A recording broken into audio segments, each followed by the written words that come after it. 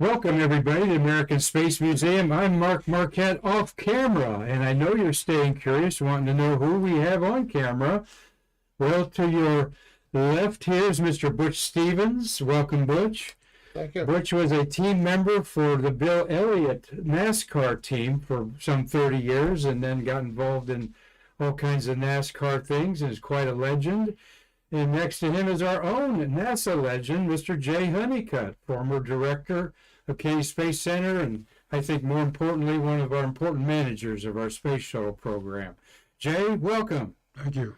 As I said, I'm off camera, and maybe we'll have more viewership that way here in our tight little studio in the American Space Museum in downtown Titusville, of course, where we celebrate the birth of America's space age right in this delivery room here in Brevard County.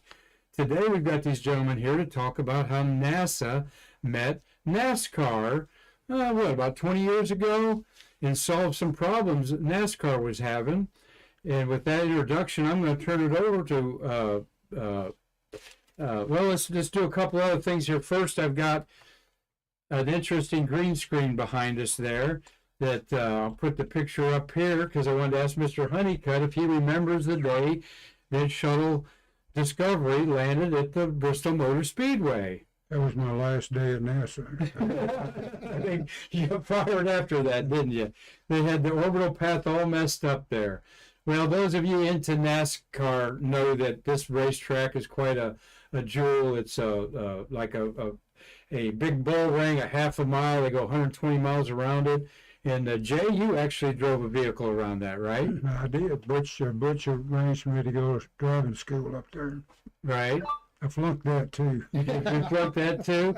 Well, we've got that there for you, and I'm going to do the introductions here as we go. But Jay, you're interested in racing and fast cars sort of thing, right? Has that been an interest of yours all your life? And when I was out here at the center, I got to meet a lot of the drivers because when they'd come to Daytona either to race or to practice, they'd want to get a tour of the and I always volunteered to do that, and gee, so you didn't delegate that to anybody else. Well, sometimes to Bill Parsons because he liked to. Okay, yeah, all right. Well, Bill Parsons was in here the other day and dropping your stuff off. Jay, it was nice to meet him.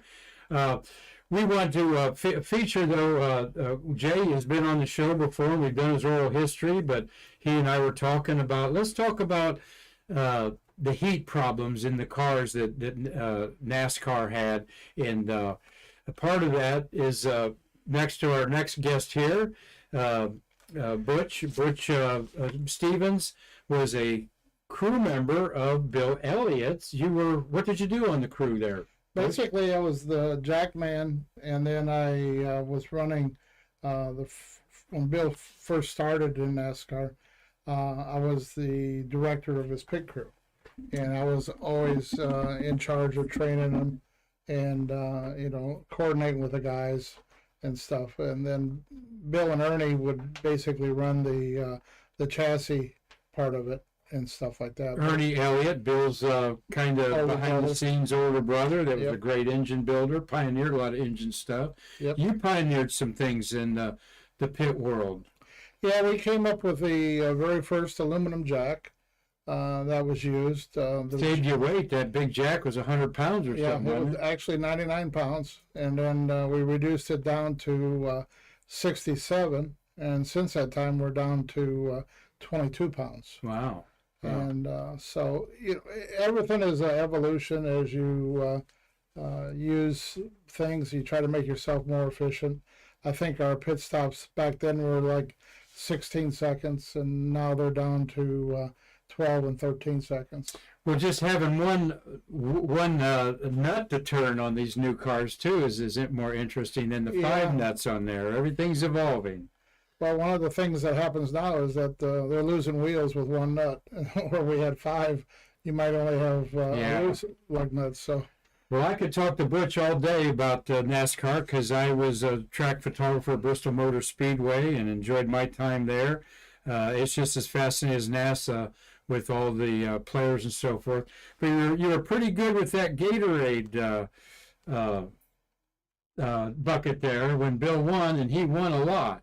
Yeah, actually 28 races while I was part of it. And then in 1987, I got run over on pit road. And so that ended my career as a jackman. And so then I went off in the year of recovery in '88. They won the championship. During that time, I actually helped start the NASCAR spotters that they have today that people are using and stuff like that. So The people that are up on the roofs watching and giving data to the drivers, that is something that's changed a lot. Bill Elliott, for those of you who don't know, is one of the most popular drivers ever in NASCAR. Even in the era of Dale Earnhardt, he won the most popular driver, 13, 14 times in a row. And well deserved. Here's a picture of Bill at a farewell thing that they had at Bristol Motor Speedway. Typical news image that I would take on these things. The track evolved a lot. I threw this in here for Butch. The old track used to have these twin towers there that were the media, and they don't have that anymore. And of course, one of the people that ran it was Jeff Bird, and Jeff Bird passed away about 10 years ago, but he made his mark on a lot of people like myself, and a lasting impression of how to conduct yourself in business and Sure. and deal with people in a different level. What have you got to say about this great man? Well, it was under the direction of Bruton, when Bruton would come on board. And, you know, Bruton had individuals that would basically run his operation for him. And so it would be a very good time to expand racetracks and things like that. So, and it was a time that the sport was growing in leaps and bounds. So, Okay. We had a little report there. Yeah, Bruton Smith, who just passed away at age 95, owned 6 tracks. He was a Charlotte businessman.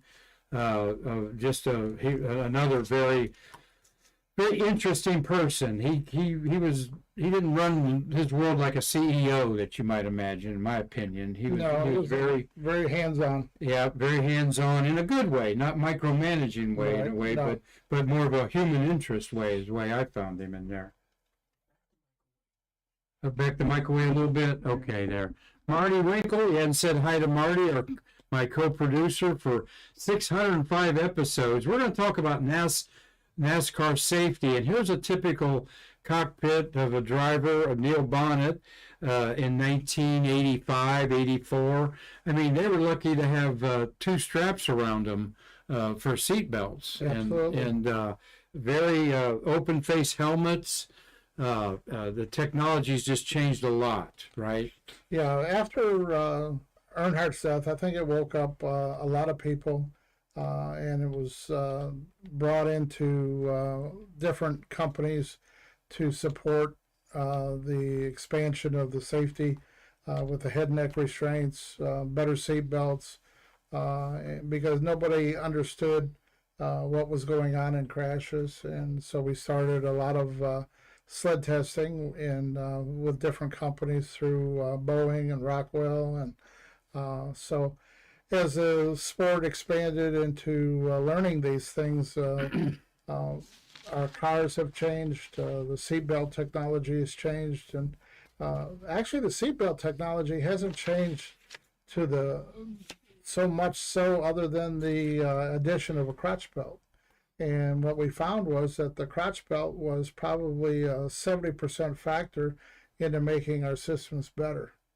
And so now, instead of a driver getting injured with a 35G crash, we can survive 100G crashes. And just by improvement of the crotch belt and a head and neck restraint. So, Well, it's all the helmets too, though. I mean, you did a lot of work with that. yeah, a lot of the helmet stuff, mandated that we use enclosed helmets instead of an open face helmet, and then getting outside air to the driver through the helmet and that. So, and with carbon monoxide as a factor as well, because NASA was a big part of that. Yeah, we're going to get right to that. We're talking with Butch Stevens, who also was involved with Simpson equipment. That's a well-known brand, Simpson, in all the racing world, whether it be drag strips or go-karts. Simpson's one of the big safety makers, so Bill knows, Butch knows what he's talking about there when it comes to safety. And so I'm going to now turn it over to you two guys and talk about 20 years ago, what were the problems in the cars? You mentioned carbon monoxide poisoning, which I know there's some drivers that may have retired earlier than they wanted to because of being poisoned by the carbon monoxide. But Jay Honeycutt, tell us how you met this man, and yeah, you got the better story how you met each other, because I heard you're talking that. Go ahead, guys, take it away there. Well, it's actually 30 years ago. Yeah. Yeah, 1990s is 30 years ago. Go my. In the middle 90s, and as I mentioned earlier, guys would come to Daytona and to race or to practice, and they'd want a tour. And one of those that I got to tour was Bobby Allison, and I took him around. And Bobby was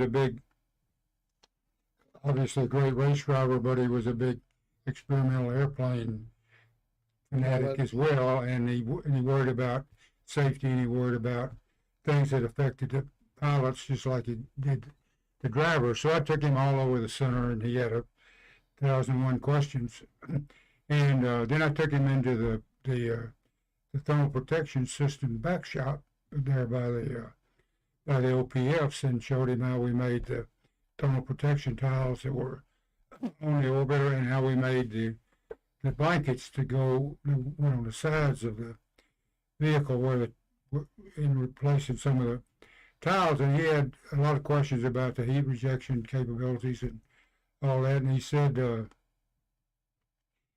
you think that we could use some of this stuff to keep the heat off the drivers? He said, because these 800, 900 horsepower engines are running, and exhaust pipes are going out right underneath the driver's seat, and the seats are cupped in the driver's sweat, and the sweat boils with all that hot water. And the other thing is that when they got their foot on the accelerator, they don't ever really lift. They just rotate their ankle, and so their heel is stuck on the bottom of the thing, and those get burned and pretty uncomfortable. So you think any of this stuff might work? And I said, well, I'm pretty sure it is.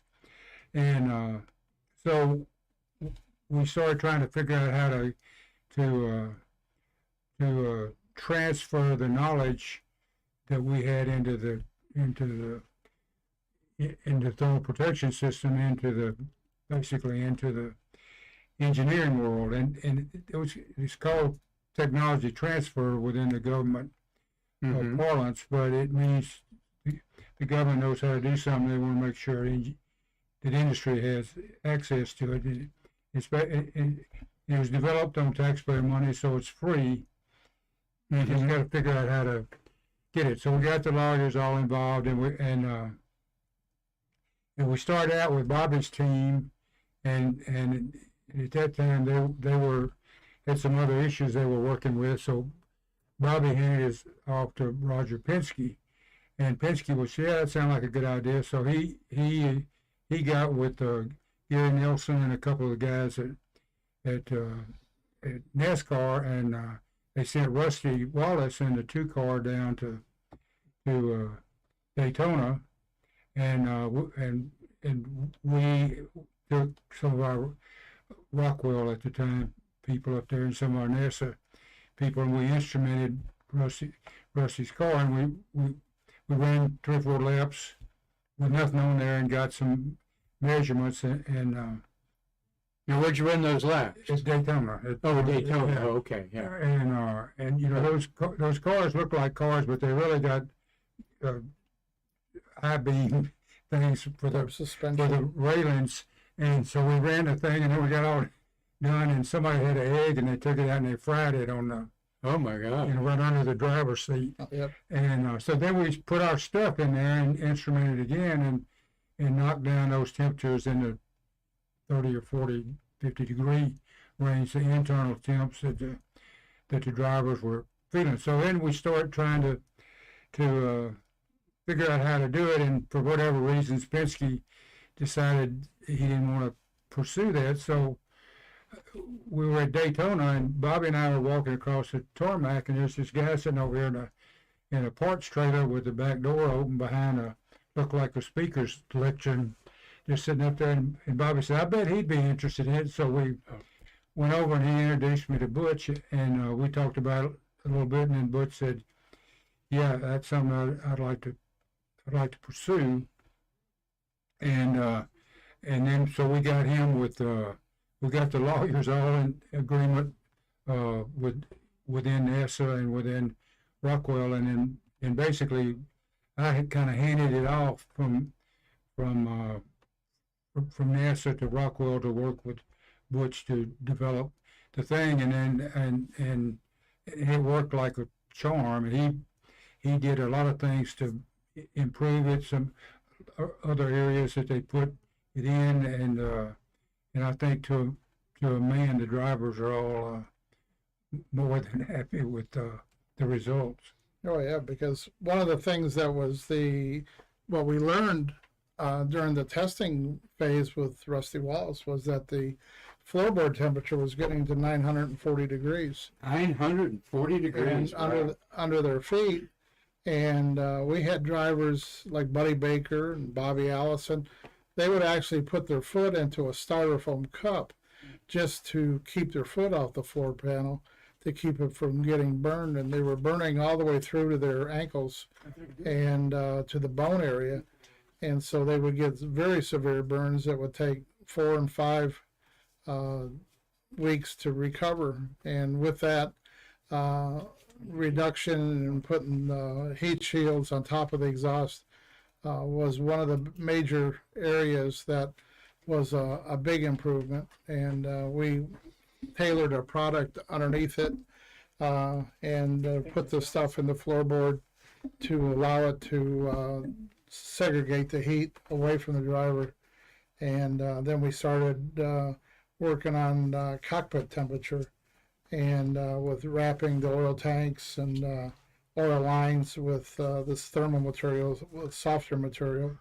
And when we did that, it would actually reduce the temperature about 40 degrees in the cockpit, and it brought it down to like 105, 110 degrees, where before we were at about 150 degrees inside the car. We thank everyone for watching. Sorry we've got a muffled audio. We're trying to effort what the problem is there, but we've got Mr. Butch Stevens here, who's really a NASCAR legend. I've seen a couple programs that he's been on, some NASCAR video podcasts, just a wealth of information. NASCAR is kind of like NASA. You've got all these players and different things going on, celebrities. We thank everyone for watching. Mark Usiak's watching in Lancaster, Pennsylvania. David Stangy. Hey, David, he's up in Michigan. Ophelia Salterolo, we to you. She's watching from Normandy, France, guys. Wow. Say hi to Ophelia. We've got Dane Honeyson's watching. Delise Bonduronsky. Clark Kavanaugh, and Robert Law is always a faithful watcher. Robert's enjoying a cocktail in Dundee, Scotland, as the evening is approaching there. So we've got a lot of people I know are interested in what you guys have to say. We've got, I had a picture up here real quick of Rusty Wallace. There's at his farewell at Bristol Motor Speedway.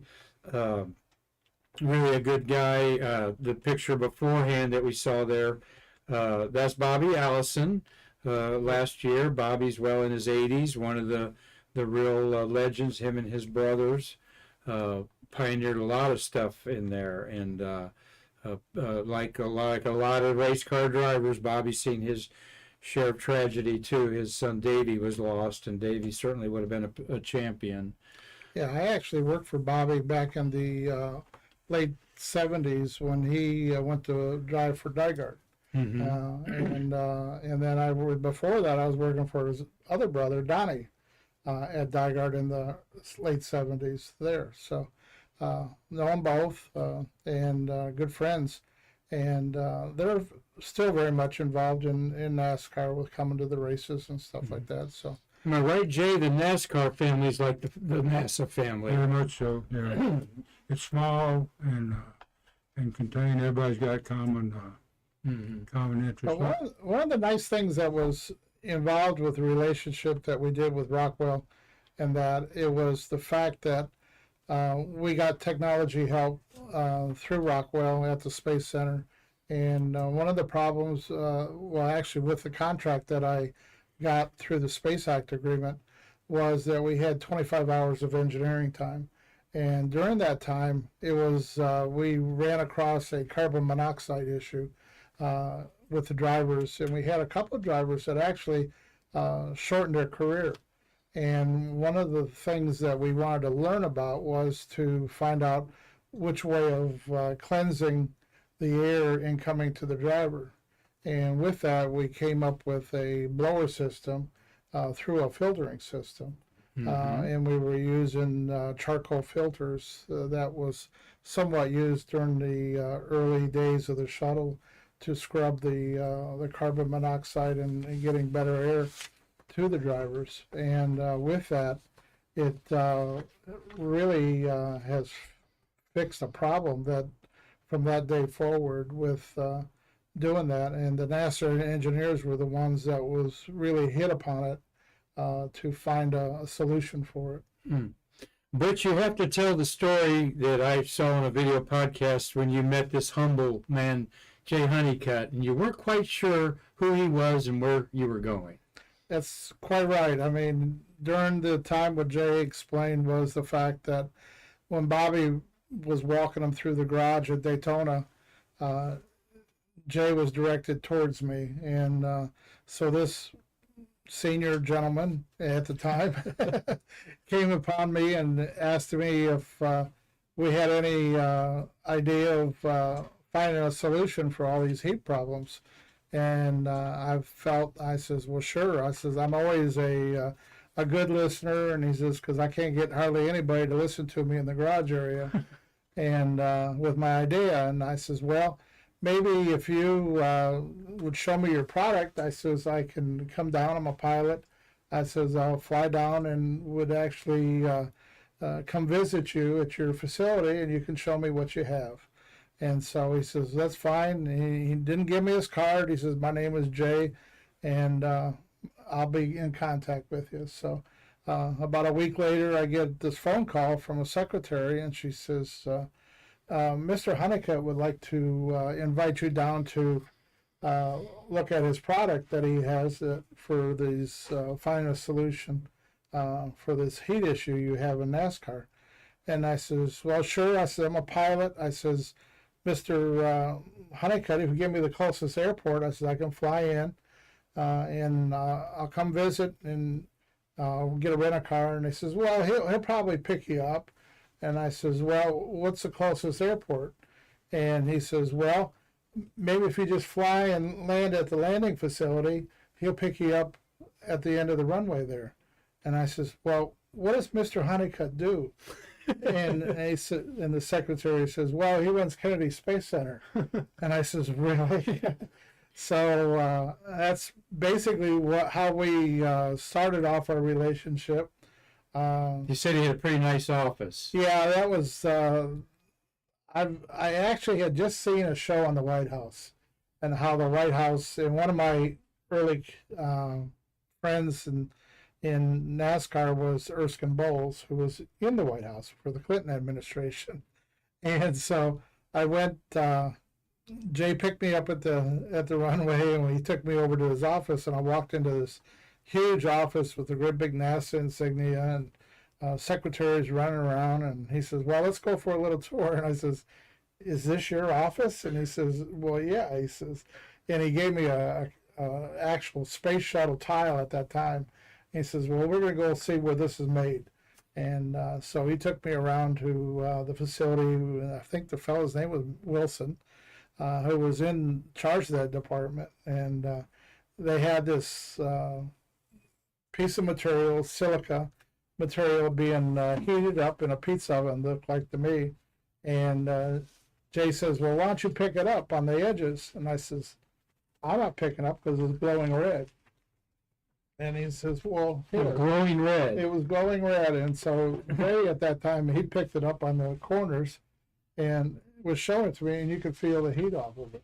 Huh. And I says, unbelievable. And so then it was one of them deals to try that and see how it dispersed the heat, and where they made all the shuttle tiles right there for whenever they had a shuttle come in for refurbishment, it was done, and stuff like that. So Yeah, that piece of paper's got real. Yeah, there's actually that was Martin Wilson, and there's a picture of Martin Wilson and Jay and another Martin's in the background there, right? On the left, I think. From left, Martin Wilson, Jay, and then NASA project member Bruce Lockley are in this picture from 1996. All right, talking about the tile there. And yes, that's Martin Wilson. I talked to one of our friends here at the American Space Museum, Jean Wright, who was one of the Sew sisters on the thermal blankets. And he apparently did a technical paper on all this Martin Wilson. And we might get in touch with him at a later date there. But fascinating talking about with Butch Stevens here, NASCAR legend, working with the Ernie Elliott team and then later Simpson Products. Meeting Mr. Jay Honeycutt, and I will point out that he was very kind with his introduction this time. I have heard him relate that story as this space cadet walked up and said, oh yeah. Well, but you didn't know you landed at Kennedy Runway? yeah, Or oh really? They and took we you went out. up underneath the. What were you flying at the time? You're a private pilot. Yeah, I had a Cheyenne one. It was Uh-huh. twin engine aircraft, and I landed there. And he come out in the company van and picked me up, and then we rode around and. Company van. Yeah. Well, this is what we're going to get into next is things the way NASCAR's helped. NASA has helped NASCAR on this MIM from rockets to race cars. You got fire-resistant materials, heat-resistant paint, gas gauges that detected leaks in the hydraulic systems were being used. Keeping cool, we talked about. The insulation could reach 160 degrees in the vehicles without the insulation. Engine lubricants, better brakes, and cleaner cars, meaning burning cleaner fuels. So, gentlemen, how has this all evolved in the last 30 years? Well, it's transferred to a lot of new products that's come out. One of the unique things that the Space Act agreement, the sharing of technology, has done was I kept a closer eye on different products that came out. And one of the things that I think everybody is using today is the little square barcode that you see on, basically it started off in electronics. And I actually went to the place, Rockwell showed me how they were tracking welding rods. And they would put this identification on a welding rod, so where when it was used in welding on a jet engine or a shuttle engine, it would track that piece of metal that went into that weld. And so with all that, and then we used it, I got an agreement to use that in the parts tracking, and we used it back in the old IROC series of NASCAR, where we were taking and tracking mileage on parts and and tracking employees and tracking different on billing and things like that. And it was really into a area of unknown because we were the only company in the automotive industry that was using it. Jay, you're director 95, 96, 97. And how important was this for NASA's image for you to encourage this partnership? Well, one of my tenants in my reign out there was to try to ensure that we outsource NASA to the public. Uh-huh. And in as many ways as I could come up with, and this turned out to be probably the best way that we got to advertise our product, and because all that stuff belongs to the public anyway, and the secret is how do you get it out there where they can use it. And I think to my knowledge, that was the first time at KSC that we had gone through the SpaceX agreement process, and it worked out better than you probably could have expected. Well, you did outsource quite a few things, and Butch, including some bass fishing out there. I think he outsourced a few times out there. Yeah, there's quite a bit. In fact, one of the engineers that worked for Rockwell, she was involved with the GPS satellite navigation systems that came out of NASA, and so it's evolving even to this day. I think it's has grown. Certainly, things have come over to the private sector a lot more, but also the cost of these products has come down quite a bit. Yeah, NASA puts out a paper product called spin-offs that you can get, you can get access to, that talks about the various things that have come out of NASA. Yeah, every year they have a book of spin-offs, now it's probably all online. Literally thousands of things, but few of them any more visible or dramatic as I think what Butch was able to do with. Yeah, I mean, one of the things that Jay really helped me understand a lot more was the fact that we were invited down to 16 different launches that they've had here. And little nice fringe benefit there, seeing 16 shuttle launches with the director. Go through the different, and I was a pilot, so we got an invite to work with Mike McCulley, and Mike was in charge of training and stuff. So and one of the things that was when I did get to go into the shuttle on the pad, actually, was the fact that he invited a radio personality down from Charlotte, and a friend of ours, Tom Grady, and we were all walking around the shuttle like 3 days before the launch and everything. And when I looked inside the shuttle in nosing around, I mean, there's just absolutely unimaginable the amount of Velcro that is stuck inside the shuttle. And I says, what in the world's all this Velcro? And he says, well, you didn't know Velcro was invented by NASA. So it was such a shock and a change. And, certainly with spacesuits and everything else, pressure suits. And Good transition, though. Good partnership. And there still is a partnership going on, right? We've got some still got to, I mean, you're not involved with it, but you know that NASA's still dealing with NASCAR in the 2020? Yes, the thermal materials that was brought out in the 90s and late 80s is still in use today.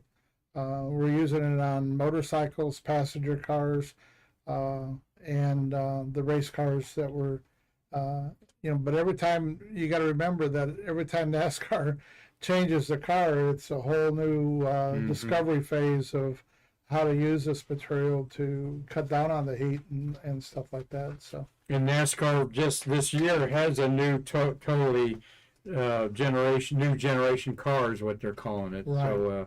So I think the jury's still out on that. We're having a great conversation here with Butch Stevens, a NASCAR legend and a NASA legend, Mr. Jay Honeycutt. We've got a few Honeycutts watching today. Hello, Barry, Alex, and Jeff are watching. Right. You know any of them? I know them. Yeah. And Delise, you mentioned earlier, she. Lisa? Delise. Oh, Delise. Delise Bondarowski? Yeah. Okay. That's your daughter. That's all the kids. Yeah. That's all the kids are watching. All right. Peggy got the word out there. Yeah, and Alex is a grandson, and he's actually working out there now. All right, good. Ben Huset's watching. Christopher Mick is watching from Hudson, Wisconsin. We have people literally all over the world enjoying our little Stay Curious program here, because we've evolved to bring people like yourselves on here, and we certainly appreciate you all taking the time. Lee Solid was involved with this, and I did talk to Lee today.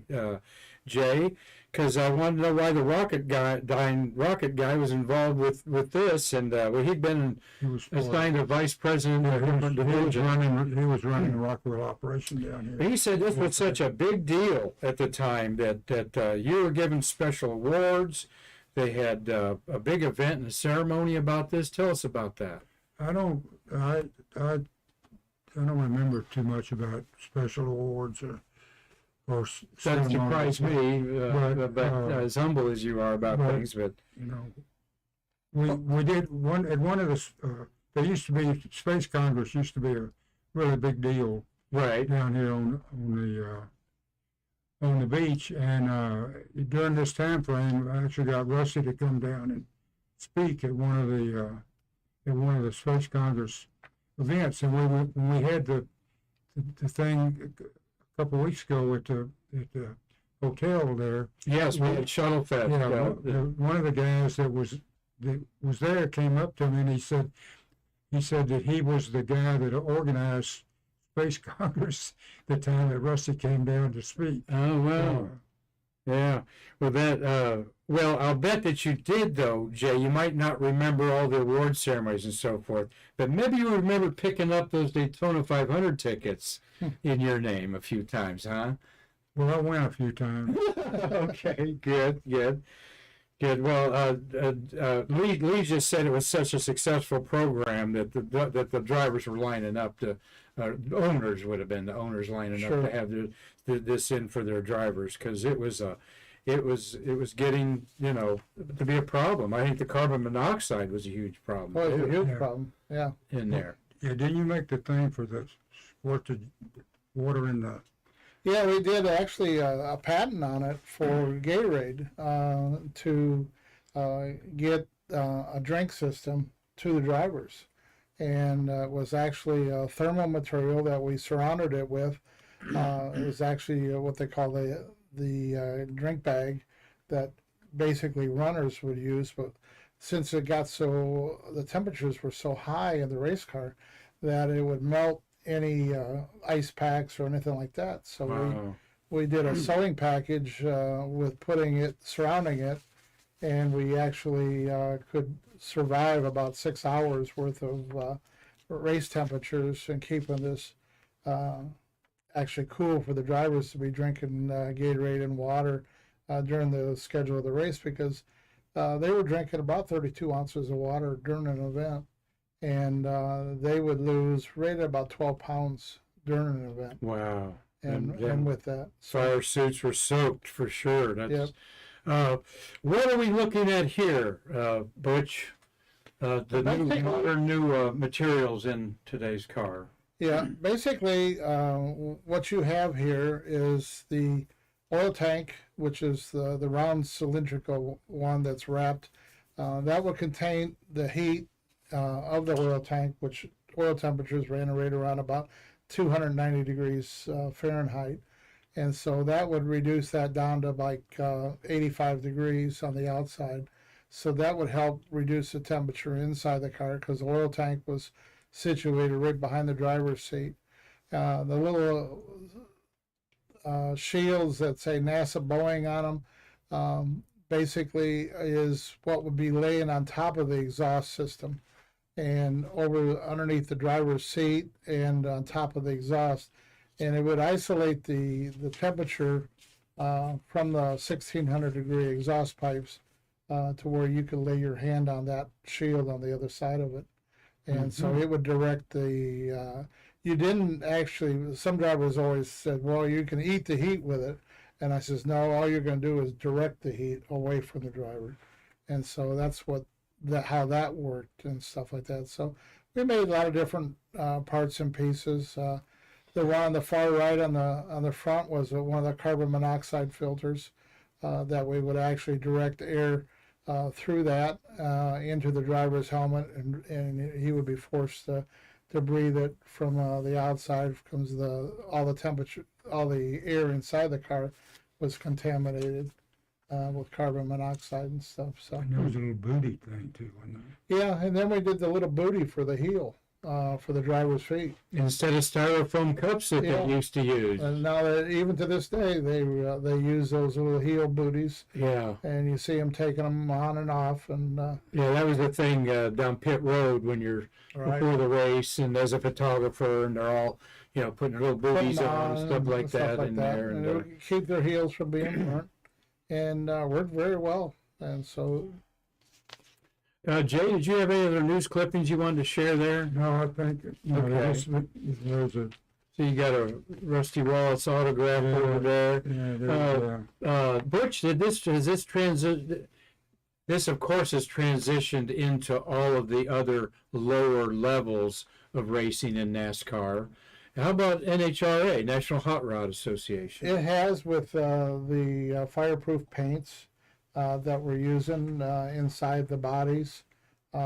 There's not as much on, there's some sleeving that goes over the oil lines and stuff, but since they're only running for 3.5, 4 seconds, Yeah, right. there's not a whole lot of usage there. But in sports car racing, 24 Hours of Daytona, it's used extensively Mm-hmm. in the engine compartment. Local Saturday night racers, everybody uses it.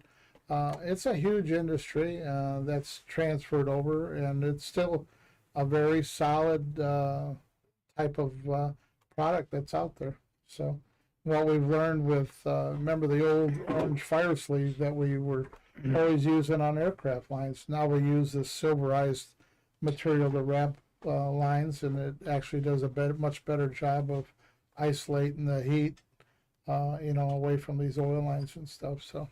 Mm-hmm. Well, I hope you've enjoyed your time here listening to these two really legends of their industry there, Mr. Butch Stevens. Pleasure to meet you, sir. I'm going to slide over here. Just let everybody know that I'm still around here in our little small studio here, but real pleasure to meet you, sir, because I'll give you my hand There you here, go. holding up there. And Mr. Honeycutt, always a pleasure for you to be involved here in our museum.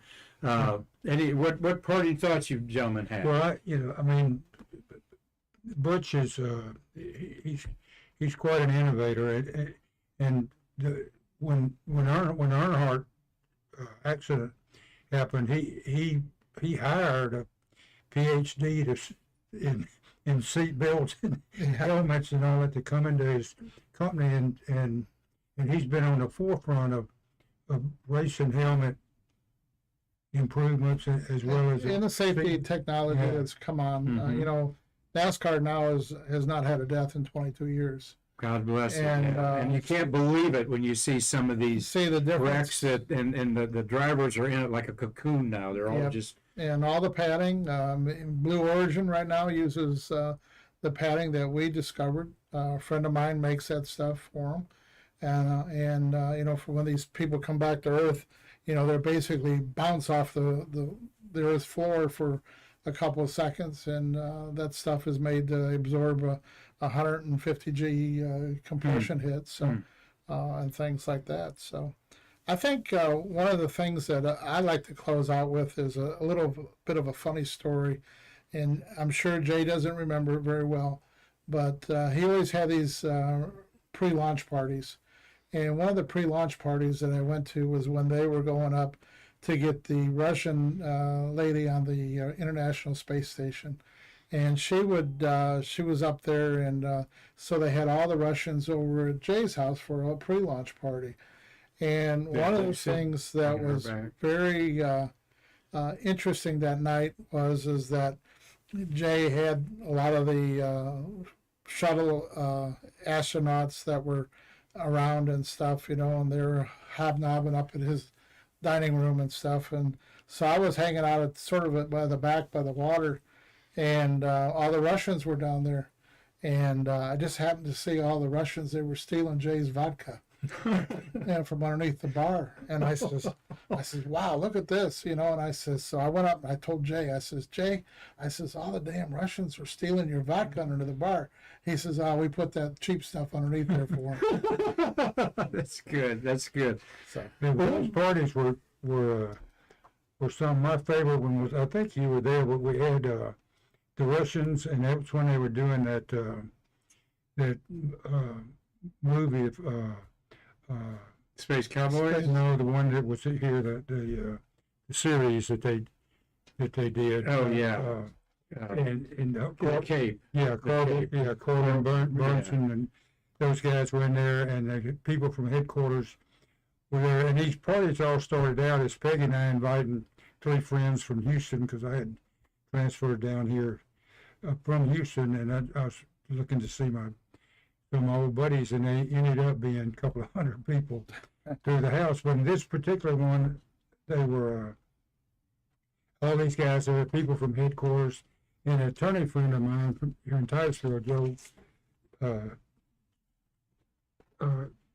Joe brought one of his clients, who was Hacksaw Jim Duggan. So there's all these people, and everybody wants to go up. All the women are going up and say, "Here, sign this." Everybody wants to see Hacksaw, and he puts out a blurb every day on one of those things. Yeah. WrestleMania. That Peggy reads them every day, and he every once in a while he'll comment on having been at that party. Quite a character. Some guy here, but I'll tell you what, these stories are amazing. I got one personal question to ask you.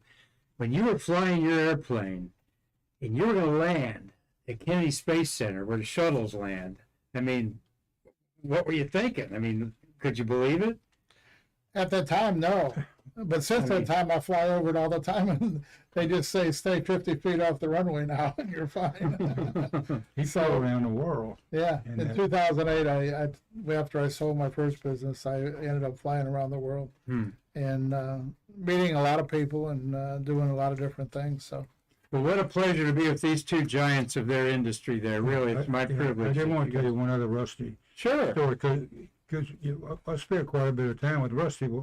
In '96, I was up at Charlotte, actually at the Charlotte Motor Speedway, and I had a ticker incident, and so I ended up getting having open heart surgery, and I got ready to come home, and for whatever reasons, NASA wouldn't send my airplane up there to get me. So Rusty was coming down for a Daytona to practice or something anyway, and he flew me down on his plane, and we landed at Daytona, and the secretary came and got me, took me home.